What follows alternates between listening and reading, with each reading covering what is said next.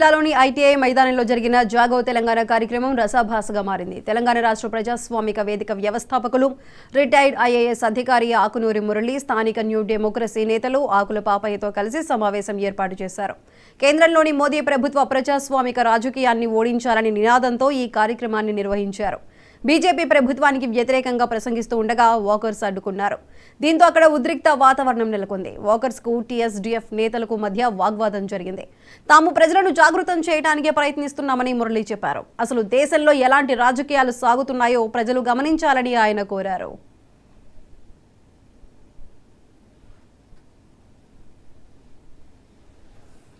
CM Jagan ప్రకటించిన manifesto పేద, బడుగు, బలహీన వర్గాల ప్రజలతో పాటు అన్ని వర్గాలకు ఆశాజనకంగా ఉందని వైసీపీ అభ్యర్థి బూచేపల్లి శివప్రసాద్ రెడ్డి అన్నారు. ప్రకాశం జిల్లా దర్శిలో నిర్వహించిన ఎన్నికల ప్రచారంలో ఆయన పాల్గొన్నారు. బూచేపల్లి శివప్రసాద్ రెడ్డికి గ్రామస్తులు పూల వర్షం కురిపిస్తూ గజంబాలలతో ఘన స్వాగతం పలికారు. చేయగలిగింది చెప్పే ఏకైక నాయకుడు జగన్మోహన్ రెడ్డి అని అన్నారు. చంద్రబాబు ప్రకటించిన హామీలను ప్రజలు నమ్మే పరిస్థితిలో లేరని చెప్పారు.